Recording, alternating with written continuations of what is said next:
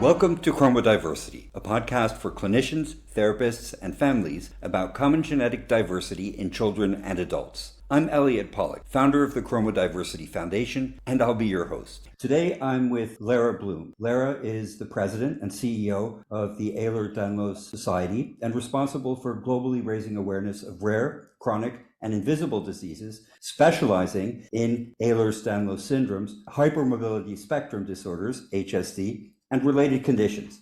Lara manages coordinated medical collaboration, raising funds for research, and focusing on the global progression of EDS and HSD. She speaks at conferences all over the world, lecturing to medical students, professionals, and support specialists in the field by offering her expertise as a leading patient expert. Hello, Lara. Thank you for joining me today. It's a pleasure to be here. Thank you. Before we start, Lara, I'd like to ask you something about the logo of the Ehlers-Danlos Syndrome Society. Can you tell us why it is a zebra? Absolutely. Well, you say zebra, I say zebra, but it's the same thing. So the zebra represents broadly rare diseases. When medical students are taught about diseases in medical school, they're taught to think horses, not zebras. They're taught to think the common and not the rare. And so what we're trying to do is say, please think about zebras, please think about the rare, the unusual, and that will increase diagnosis. It's also because there's not two types of zebras with the same stripes. Every single zebra has unique stripes, and everyone with EDS has different experiences and different symptoms. But yet when you see a zebra, you know it's a zebra. We want to get to the point where when a doctor sees someone with EDS or HSD, they know it's EDS and HSD. And the last reason, which is my favorite, is a group of zebras together is called a dazzle. And we are trying to dazzle at the society to change things. The Ehlers-Danlos Society is the leading advocacy and support organization in the world for people with EDS and HSD. What is the mission of your association, and who is part of its community? So at the Society, we care. We focus on care, access, research, and education. So everything we do has those priorities weaved into them. Our community is anyone that is experiencing symptoms related to EDS and HSD. It could be someone with one of the rarer types. It could be someone who's not yet diagnosed, who believes that they may be. It could be someone who has been diagnosed many years ago and is only just experiencing issues. So it's all ages, it's all countries, it's all experiences. And we're trying to do what we can to give that support, the education, the resources to all. But also a huge part of our community are healthcare professionals. So we're really trying to be the one place that health professionals, again, all different disciplines, all different countries can come to learn, to educate, to speak to other people like them, to learn best practices. That's really what our focus is and who we're doing it for. How did the Ehlers-Danlos Society get started? It's quite an interesting story. So historically, I ran the UK organisation EDS UK from 2010 to 2015. Around 2015, I realised that really to make real systemic changes, we had to look through a global lens. A lot of work can be done on a national level, but it's a little bit like putting what we call a plaster, what Americans call a Band-Aid on the issue. And we really wanted to try and see if we could heal this wound instead of just doing a quick fix. So I spoke to what was then the US organization EDNF. I was sitting on their board of directors with an international focus in my position there. And I said, I really think we need to set up a global organization. And they said, we agree, that's our priority too. So we decided to relaunch EDNF as the Ehlers-Danlos Society with a brand new global mission and a new focus. And so although it wasn't a brand new organization, it was a brand new mission. So we've got the benefits of actually being an organization with roots back to the 80s, with fantastic people that are still involved, that have been there since day one, and having a brand new mission and focus that's very relevant to the needs of today. Why is an organization like yours so important for those people with genetic differences like EDS? I think it's very easy to feel alone when you've given a diagnosis. Often it's off the back of a long diagnostic odyssey as well. The average diagnosis time for EDS and a lot of other rare conditions is 10 to 12 years. So if you imagine you've kind of been in the wilderness for a decade plus, and we like to provide a place to come home to. where there's other people like you, where you can meet other people like you, where caregivers, parents, siblings, partners can come for support as well. It's incredibly important, and there have been various studies to prove the importance of community when living with a chronic or rare condition. You've mentioned the diagnostic odyssey. What's the biggest challenge in getting to that point of diagnosis? Well, EDS and HSD, they're multi-systemic conditions. So when you go to often primary care doctors, it's very overwhelming and it's hard to reach a diagnosis because the symptoms that are presented can often mean various things. So getting that diagnosis is hard. I also think that there's not enough healthcare professionals educated in the condition, and that's what we're trying to change through EDS Echo, which is our All Teach, All Learn mentoring program for healthcare professionals, which has been a triumph. We've educated over 1,000 healthcare professionals through that in the last year or so. So we're doing a lot to change that, but still you're fighting decades of neglect. There's a lot of work to do. There's also the issue that there's no kind of FDA approved treatment. There's no cure for EDS and HSD, but there's a hell of a lot you can do for management. But there's not that many doctors that are aware of what that management can look like. So often people are diagnosed and then it's kind of I live with it, or they're not aware of the condition and they perhaps perform surgeries that aren't best recommended for someone with EDS, or they recommend options that aren't best for someone with EDS. They offer physio that's not best for a hypermobile body. So really getting expert care. But there's not actually, the irony is there's no such thing as an EDS expert. Any doctor can care for someone living with these conditions. They just need to learn how, and it's not difficult. So it's just doctors being willing to learn, take on board, realize the severity of it, the complexity of it, the diversity of it, and how one person can be thriving and have no issues, but still meet the diagnostic criteria. Another person could be unable to get out of bed, need to use a wheelchair and be very symptomatic.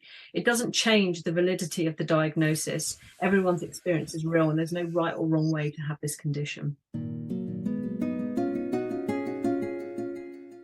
How is it diagnosed? I understand that you've participated in the international classification of the different types of EDS and that there may be 13 or so different types. Yeah, it is very complex. And for the hypermobile type and for HSD, it's based on a clinical diagnosis. So you do need to have someone that is experienced in that. And, you go to, like I was saying, often primary care, you've got IBS symptoms one day, you've got a dislocating knee the next. Not everyone would put the two together. So it's really looking holistically at your full picture, your full medical experience. And that's what's often not done. People are just treated in the moment and there's not a lot of time. There's not the correct amount of time given. That's a broad problem across healthcare systems all over the world with every condition. There's actually now 14 types of EDS, 13 published. We're looking to update the classification this year, actually, because one was discovered since 2017. So 13 of the 14 have a genetic marker on those. So we know what the variant is, and it is a simple test. But getting that simple test is not easy either. So even with the rare and the ultra rare types of EDS, there's still mis and underdiagnosis happening. And then you come to the hypermobile type, which currently there's no genetic marker for, although there's a lot of research going into changing that. And I'm optimistic that won't be the case for much longer. But that could also be much more prevalent. At the moment, published, the broad kind of overall amount of EDS across all the types is 1 in 5,000. And we still use that number because there's no evidence yet to change that, other than we think that it is much more prevalent than that in the hypermobile form. However, it's still very difficult to distinguish between HSD and hypermobile EDS. And any papers that have attempted to get a more accurate prevalence figure have combined the two. And so they're not accurate figures. And so it's a bit like we need to be patient. We've got a big research study going on at the moment defining the criteria for HSD and for hypermobile EDS to look at the work that was done in 2017 to see if any updates are needed. Once that's done, once the outcomes of the HEDGE study, which is looking at markers for the genetic markers for the hypermobile type, we'll be in a much better place to then do prevalence studies. Try and break it down more into type prevalence, so each type has its own prevalence figure, and truly say and really ascertain, is this actually a common condition, or is it still rare but less rare than, say, one of the rarer types? Lots of work to do there. it seems that quite a few people have the sentiment that it may be much more common, perhaps 1 in 500. Is that hypothetically possible? And is that what you're trying to ascertain? So I think that's definitely possible with HSD. I think we're already saying that that is prevalent. That's not a rare condition. HSD is not rare. But hypermobile EDS is much more difficult to say that to. I think it could be 1 in 500, 1 in 1,000. I've heard 1 in 200, but it's all guesstimates. And I don't like that game. I like evidence-based published research, and we support that, and we do everything we can to make sure that that's what is out there. But unfortunately, that comes with having to wait a bit longer and be patient. And that's also really difficult when you're living with a condition that, often it being so rare, people think that that leads to it being harder to diagnose. I don't believe that's the case. I believe that the knowledge and the awareness is out there much more than ever before. I think that it's not as simple as once people realize how prevalent this is, everything will change overnight. I think things like updated criteria, updated published papers on prevalence, and a genetic variant that we can prove is associated with it, those are the things that will help. And if those things then lead to us realizing it's more prevalent, then great. There's no benefit for us as an organization to push that it's rare if it's not. We want to just push what's evidence-based and factual information. And if that ends up to be more prevalent, then fantastic. I think it will be. I think 100% HSD is, but I think we've got a long way to go. But I hope within the next 5 years, the landscape will look very different. Are there any flashing signs of EDS? So I think that that's half the problem, because there's a lot of things that you can have that even might all come together. That still doesn't mean you've got EDS. So what we ask people to do is look at the diagnostic criteria. And that is looking at the Baton score, which measures hypermobility, family history, medical history, tissue fragility, your skin. It's when the comorbidities come into it, things like POTS, the GI issues, cervical issues, mast cell issues, that there isn't yet enough evidence to show that that leads to a diagnosis. And a lot of the community find a lot of frustration in that. But the work that's going into assessing the new criteria is looking at whether there is now enough published evidence out there that those can become part of the diagnostic criteria. So as best we know today, there are 14 different types of Ehlers-Danlos syndromes. What is the commonality between those 14? Why are they grouped under one umbrella? That's a kind of fancy answer that you're better asking a geneticist, but it's clinical presentation and it's how the genetics are established. But there is a consistency there of hypermobility and skin involvement. And that's one thing that links the majority of the types of EDS together.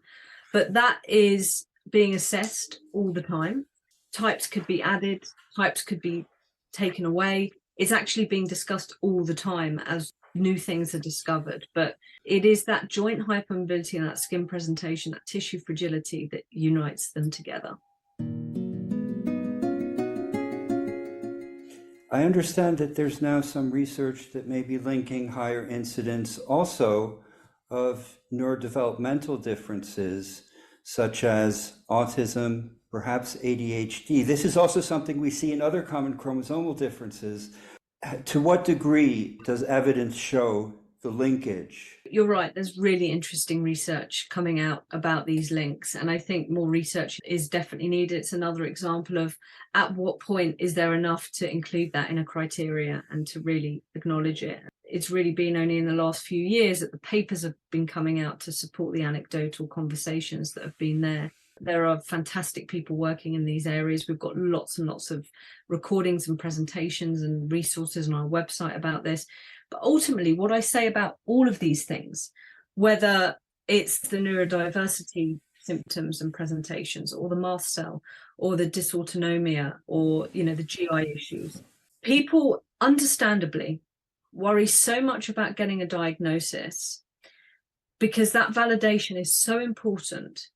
But what is more important than that is getting your symptoms managed. And that goes for doctors and patients. Just because a doctor believes, in their opinion, that this cluster of comorbidities presented together to them doesn't fulfill an EDS diagnosis, that's kind of not important because those symptoms are still there and they need to be treated. And whether people have very physical symptoms, psychological symptoms, whatever they are and whatever the cause is, it doesn't matter. What matters is helping someone with those symptoms. And so, yes, the absolute driving force that we're trying to do is to get people diagnosed when symptoms begin. But we also know the reality of how challenging that is in the world we live in today and the inequitable care that there is all over the world. And so what we're trying to push as well is that even in the absence of a diagnosis, even in the absence of a doctor willing to agree that EDS or HEDS or HSD is a thing that needs a diagnosis, your symptoms still need to be managed. And so I think that it's really, really important for the work to be going in parallel. One side looking at whether this is associated, what causes the correlation, the other side making sure that no matter what we find out and whatever's decided, that people's symptoms are managed and cared for. Even if there is an element of psychological involvement, and we've seen an increase published in anxiety and depression, EDS and HSD, often that is because of the journey that they have taken to get to that point. Right. You know, it's back to that diagnostic odyssey, not being believed, told it's in their head, told it they're a hypochondriac. That's not going to not have an effect. That's going to impact you psychologically. It's also going to impact you physically. And people often are so much more deconditioned and symptomatic than they need to be because they've been left for so long. Then there's also the element that, as I said, we have seen that there is an increase in anxiety and depression. And I believe that no matter what condition you are diagnosed with, if you're diagnosed with something chronic, long-term, rare, usually that comes with no cure or treatment, how is it that anyone can think that you don't need psychological support to deal with that? So some people might choose to not take it, but I believe that that should be an absolute given that is offered to you as standard, as part of a pathway to deal with your diagnosis every time, in every country, in every type of EDS and HSD. And some people can say, you know what, I'm okay. I don't need it. No problem. But most, I think, will be very grateful to take that help because it's a lot to deal with, to take on that burden of knowing that you've got a condition for the rest of your life that may not ever have a cure, that may not ever have a treatment. That's a lot to get your head around, no matter who you are. And there's also this side that for some reason, I still don't truly understand what, but EDS has got this sticky stigma to it that generationally, older doctors would be like, you're just a bit bendy. It doesn't mean anything. It's over medicalized. People are attention seeking through adding all these titles and diagnoses and so on to it. So it's also got that stigma to it. I remember a decade ago having a stand at a conference, a genetics conference, and doctors walking past and being like, why are you here? You know, this is not a condition that should be seen in this way, versus 5 years ago having a queue of people wanting our information and resources. So times are changing. It is improving. It is getting better. But there's definitely, like I said, we have decades of neglect to get through. So things aren't going to happen overnight. And that includes this stigma that is associated and people being wrongly accused of it not being a very physical, real condition. It's definitely happening less, but a lot of work to do. Some of that, from what you said earlier, may in part be due to the high variability. One can live with relatively easily manageable differences, and in other cases, comorbidities can accumulate and it can lead to death. Absolutely. And we see a lot of suicides as well in the community, which is heartbreaking as well. Yeah, there's a huge spectrum when it comes to EDS, every type. And that comes back to our zebra. You know, every zebra has different stripes and different experiences, different support around them, different financial capabilities. Unfortunately, we know that right now, in every condition, wealth and geography largely determine your quality of life. And that is true for EDS as well, and HSD. So it is frustrating, but we just have to hope things are going to improve.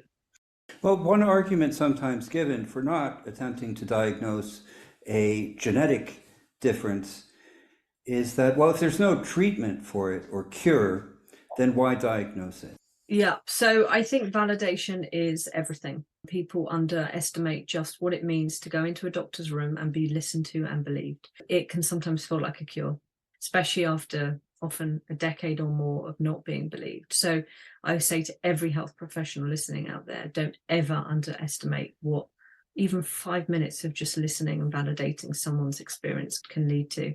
When you're constantly battling of believe me, understand me, just walking away with a reason for everything you've been feeling for often so long, it means so much. And it can often be the first step to rebuilding a quality of life, because up until that point, you didn't know what was wrong. You didn't know if you could push your body. You didn't know if you could go to the gym, go to physio, try this diet, try that diet. Once you've got that diagnosis and it's confirmed, you can then look about how you can best help manage yourself, because so much of a chronic condition is self-care anyway. There's very little doctors can do. But that first point of validation is the best thing they can do. And it's the best gift they can give any patient. It really is incredibly important. What advice would you give to someone who's just been diagnosed, or parents whose child has just been diagnosed? I would say have hope. There is a lot out there that can improve your quality of life. There's a lot out there that can mean you can live the life that you hoped for. But there's often things that mean that you need to change and pivot. My dreams and my hopes and my ambitions changed when I was diagnosed, but I still live an incredible life and a better life than perhaps I would have done. So never be scared that you might have to pivot and make those changes. I would say to family members and caregivers, support that person. They're going to go on a journey. They're going to go on a journey of joy and acceptance of that diagnosis, and then maybe rage and sadness and depression and anxiety that suddenly, oh God, okay, well now I've got this diagnosis and this sucks. And there could be people that are just like, okay, now I'll get on with my day and my life. Every experience is different, but just let that experience be their experience. Like I said before, there's no right or wrong way. Just because someone might go to the gym, eat the perfect diet, do everything they need, they still might not have a good quality of life. There's no guarantees in that. And there's other people that don't do any movement at all and will do. So it's be kind. Be kind to people, be patient, be understanding, be supportive. And of course, you can turn to the society at any time where you'll find a community, virtual support groups, hybrid conferences, people you can talk to, people you can react to, a registry you can join to take part in research to help make those changes in the future. There's a lot that can be done, and there's a lot that you can do as someone with the diagnosis or supporting someone with it. Community is everything. It's been a fantastic support for me. I see it daily being a fantastic support for others. We have on average 50 to 70 people join our virtual support calls every week from all over the world, all different experiences. Always one of my favorite things is being at a conference and watching someone see someone else with their condition for the first time. Because I remember that being me. Back in 2004, when I was first diagnosed at the age of 24, walking into a conference and being like, wow, I'm not alone. And there's other people like me out there.